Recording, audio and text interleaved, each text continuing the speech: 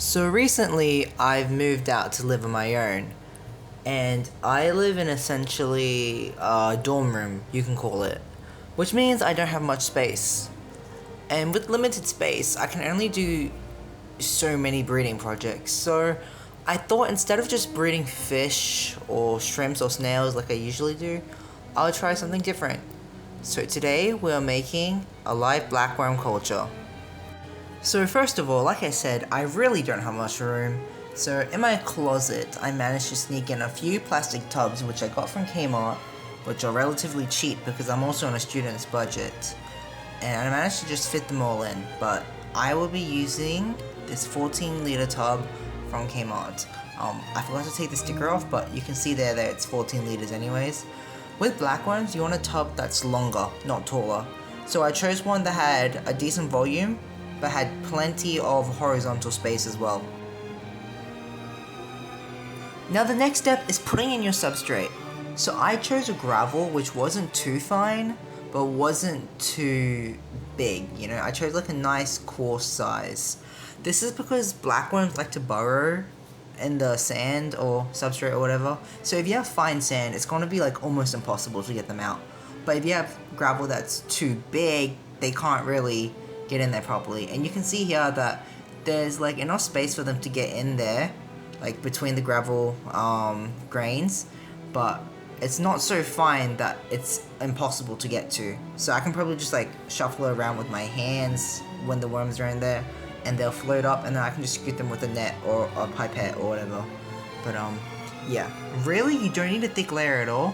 This doesn't even fully cover the bottom, there's like a few empty gaps, but the worms don't mind. As long as there is an area for them to go to somewhere, they will go there, and you know, yeah.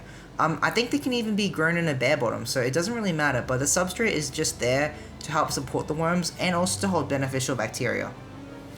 So this is kind of just like how the gravel looks from the top. You can see there are some gaps, and it's only like 1 or 2 like pebbles, grains thick, so you don't gotta go too crazy. Like, you can see how thin it is, but yeah, you know, don't gonna go crazy. Also, the reason I chose white as the color is because these are black worms. When the substrate is white, it's a lot easier to see black worms in there. Okay, so the next step is to just put some water in there. I just used some seasoned aquarium water.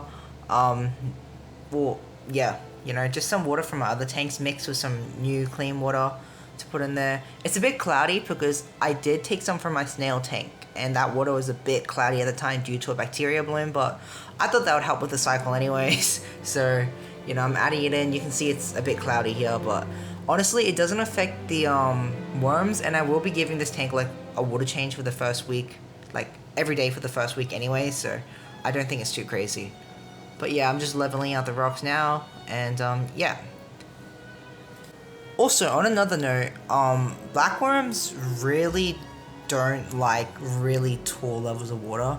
If you see some people who culture them, they actually keep them in like really thin, like 2 to 4 centimeter tall enclosures. So this is like a good height, I reckon. I don't even know how tall it is, but it's, I'd say, somewhere like maybe 10 centimeters height of water, so that's kind of perfect for the worms.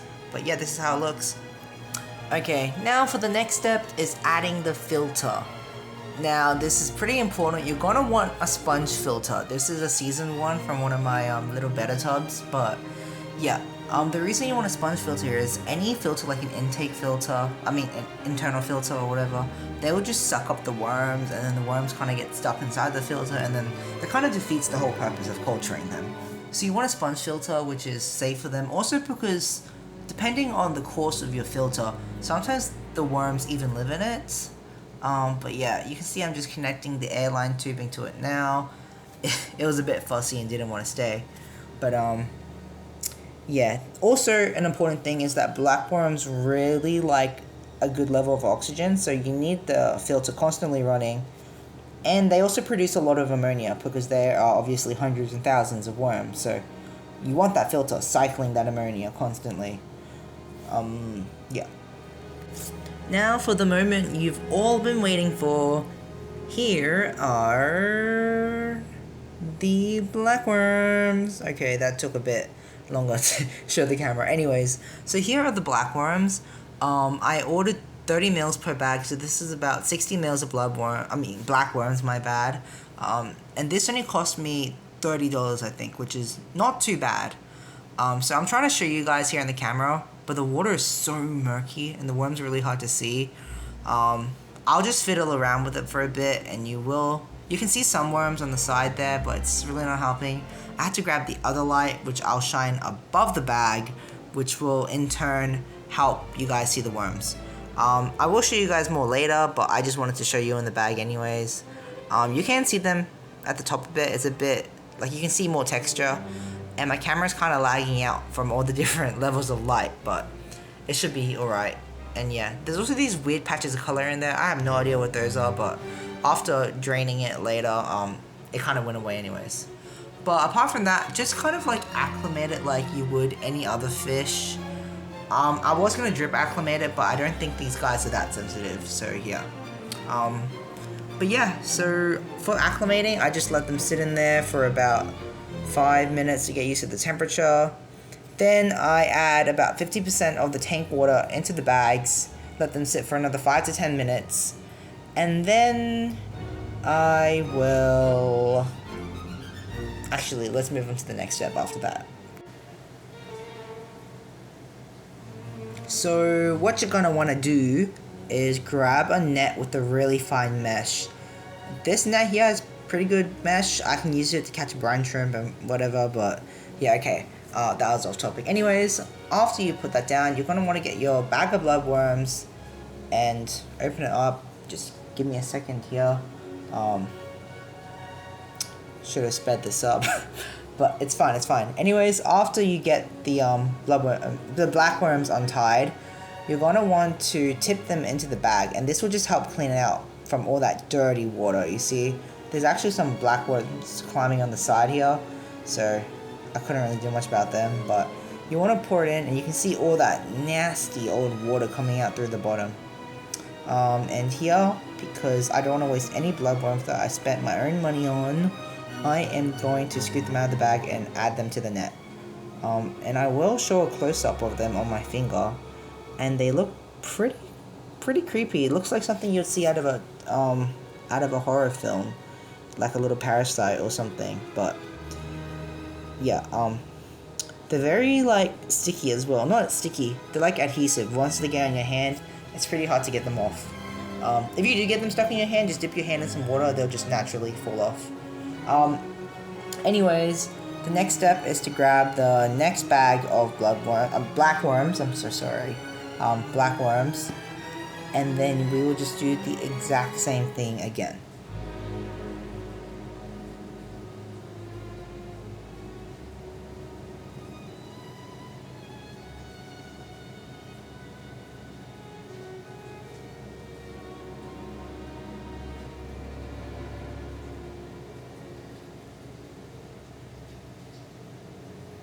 Okay, now, after you've done that, what we're going to want to do is try to clean out these bloodworms. So, actually, let me just show you them up close, because it looks pretty cool when they're all in a big black mass like this. Like, it looks like, the symbiote from, like, Venom or Spider-Man, or, yeah, you know, you know what I mean.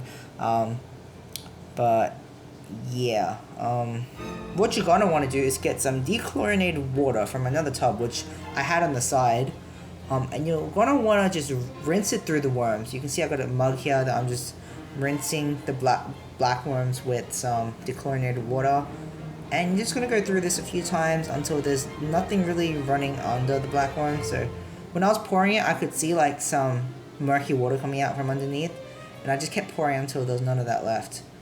There's also some gunk inside the net. It was like this blue or red stuff, so I just kept rinsing until those disappeared as well. I don't know what they were, but I would rather just not put them in my tanks. And anyways, this is how it looks after it was all clean. Not really any different, but I felt a lot better about it. And you know, this is just like a precaution. Anyways, now is the part that's both fun and both annoying. Putting the worms in. So first you'll put them in and they'll become a big blob. And I'll show you why later, but anyways, you gotta get them out of the net, and they've already like stuck themselves to the net, so it's really annoying.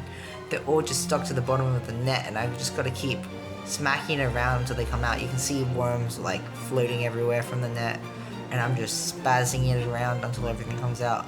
I ended up flicking worms everywhere, but I got them out after. Anyways, I took this little stick, and you really want to separate these worms because they're in a big clump. Speaking of which, these worms reproduce by splitting in half. I don't know if you can do it physically, I wouldn't recommend it, but I know that they do it naturally, so I don't see the point of doing it physically. You'll probably just hurt them, or who knows, just do your research on it. I have a little research part which I'll talk about later, but anyways, yeah, so I just stir them up to separate the big pack and let them, you know, find some areas around the tub. And this is kind of like how it looked after. But I just wanted to let it sit before I recorded anything else. Okay, now after letting it sit for like 10 to 15 minutes, you can see that the blackworms have already like made little territories here and there. Not territories per se, but little colonies here and there. And they look like little anemones, if you get what I mean. Like, I'll zoom in for you. Just zoom. You can see it looks like there's little tentacles. The filter isn't helping, but it looks really funky, especially in person. Just, it's so crazy. I will show some closer footage in a bit though, but yeah, this is what to expect when you're looking at blackworm culture from the top. Now, while I'm letting the blackworm colony settle down, I just wanted to introduce you guys to my new breeding pair of bedders. On the left, we have my male. His name is Da Vinci, because he is a piece of art, and the one on the right is Mona Lisa, because she is also a piece of art. And I'm just introducing a few blackworms here and there, just to let them see what it is and get them used to it, which you can see Da Vinci got the hang of it real fast. And I will show some close-up footage later of them eating. But during this feeding segment, I also wanted to just talk about the blackworm itself, like, you know, the species, where they come from and everything. So I'm gonna show you just some footage of these two eating and enjoying their food while I yap about the blackworms. If you want to skip about the details of the blackworms and just skip past to when I show the tub again, just I'll leave a timestamp up in one of the corners. Real quick before I go into the blackworms, I just wanted to say that these two bedders are only in these small tubs, which are 12 liters each, by the way, only because I am conditioning them for breeding. Usually I would keep my bedders in a 20-liter tank or a 5-gallon tank, but these guys are just in here temporarily for conditioning and breeding, okay? Just wanted to get that out of the way before I get blasted in the comments. Anyways, blackworms, or Lumbriculus variegatus, I think it's pronounced, are small freshwater worms found in North America. These worms live in muddy bottoms of lakes, ponds, and slow-moving rivers. They're used to shallow, oxygen-rich water and soft substrates, which is why in captivity, we keep them in shelly trays with clean water, which is pretty much how every fish should be kept. Clean water, I mean, not shallow trays. It depends. Okay. Anyways, back on topic.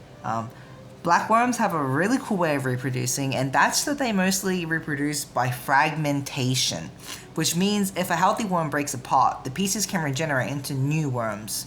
This pretty much allows them to slowly increase their populations if the conditions are right.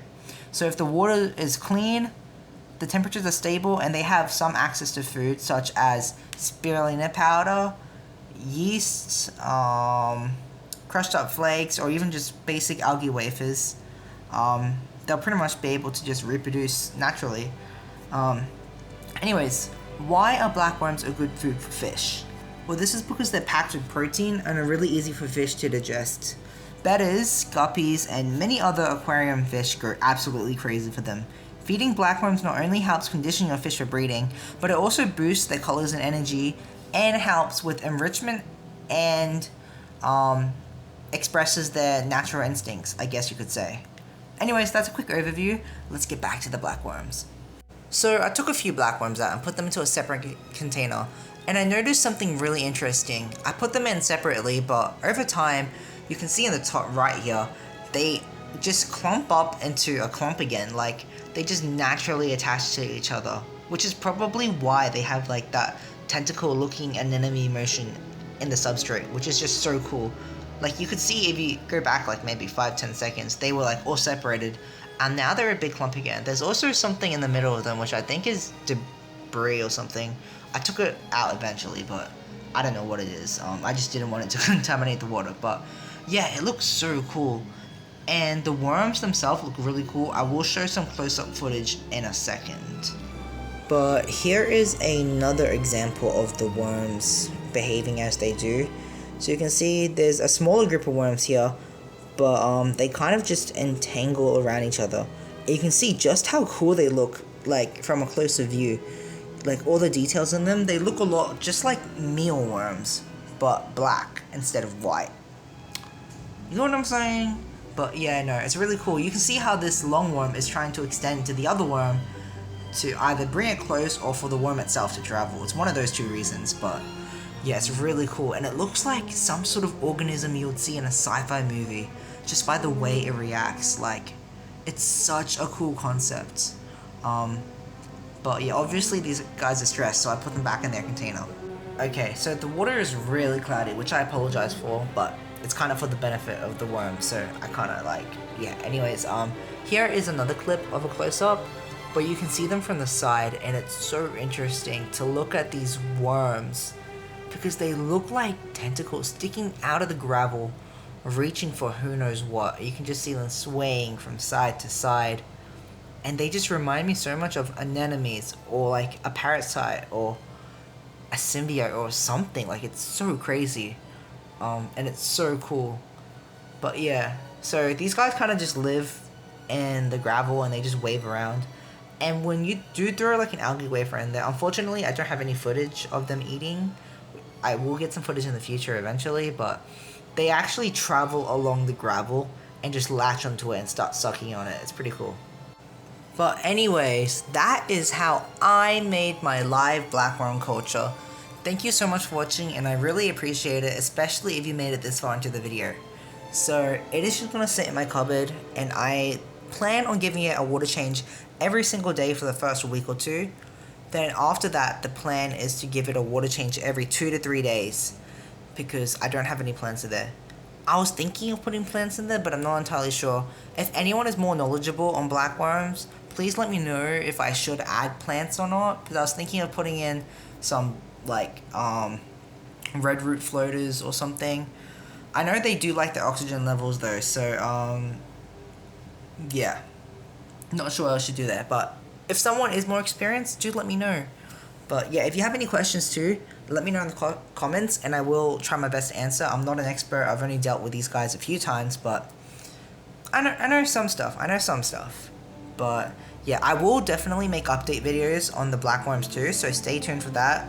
You know, I mean, if you subscribe and hit the notification bell, maybe you'll know next time I post an update on them. And I definitely will get some footage of them eating because it looks really cool. But yeah, no, thank you so much for watching.